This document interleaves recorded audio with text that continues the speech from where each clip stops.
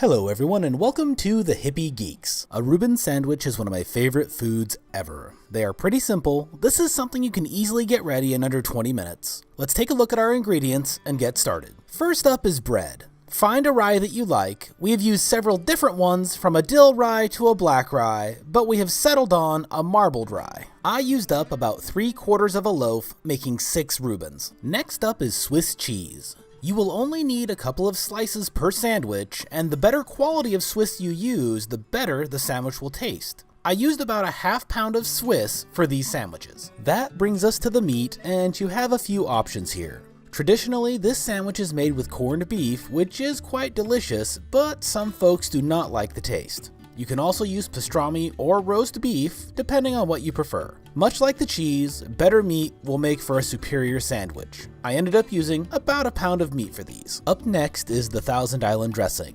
Not much to be said here, just pick one that you like the flavor of and go with it. We wound up using about half a jar. Sauerkraut is one of those love it or hate it ingredients. There really isn't any middle ground on that one. I happen to love it, which is one of the reasons that I enjoy Reuben so much. When you are choosing the sauerkraut that you are going to be using, look for one with the fewest ingredients, ideally one that only has cabbage, water, and salt. We ended up using pretty much an entire jar. You are also going to need some butter for toasting the bread. For the most part, we cook with cast iron pans. There is a bit of a learning curve when you first start using them, but once you get the hang of it, they are pretty great. The biggest thing to watch out for is overheating the pan. Cast iron takes longer to heat up than a non-stick pan will, and as such, you are tempted to crank up the heat. Do not do that though. What happens is once you get to the temp you want, it will just keep getting hotter and then you're left waiting for the pan to cool back down. Now, when you're making a Reuben, all you need the heat for is to toast the bread and melt the cheese, so what you're looking for is a low even heat. On our stove, that means setting the burners around medium-low, but that is going to change from stove to stove. While we wait for the pans to heat up, here are 3 facts about the Reuben. 1. Its origin isn't precisely known, though there are really only 2 different possibilities. The first option is that it was created by Reuben Kulikovsky of the Blackstone Hotel in Omaha, Nebraska in the early 1920s. The other possible creator is Arnold Reuben of Reuben's Delicatessen in New York City at around the same time. 2. Omaha has named March 14th as Reuben Sandwich Day in honor of the delicious sandwich. 3. There are several variations of the Reuben, including the Montreal Reuben, Walleye Reuben, Grouper Reuben, Lobster Reuben, Reuben Egg Rolls, and the Rachel Sandwich. Now, once your pans are heated up, grab your first slice of bread and butter one side. Use a nice thin layer of butter. This is simply to help toast the bread into a nice golden brown. Place it in the pan, butter side down, and grab your Thousand Island dressing. Get a decent layer of it on there. You don't want this sandwich to be dry. Next comes the Swiss cheese. We start out with the cheese to make sure it has plenty of time to melt before the bread is fully toasted. After that, place your meat on there. I worked at a sandwich shop one summer at the end of high school, and one of the things that stuck with me is that you don't want to just flop meat flat on a sandwich, you want to fold it over in layers.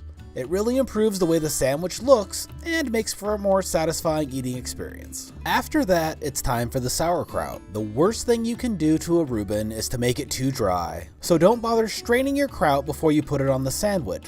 You want it to be just a little wet. This is all subjective, so just put enough on there to satisfy your taste. These first 2 are for Lindsay and Noah, and they don't want it overloaded with anything, so I make them pretty simply. Now on my Reuben at this point, I will put another layer of Thousand Island dressing on as I really like my Reuben sloppy. However, on these ones, I just butter another piece of bread and complete the sandwich, butter side up. There you have it, an assembled Reuben. I still have 3 more to make in this batch, however, so let's get those finished up and start flipping them.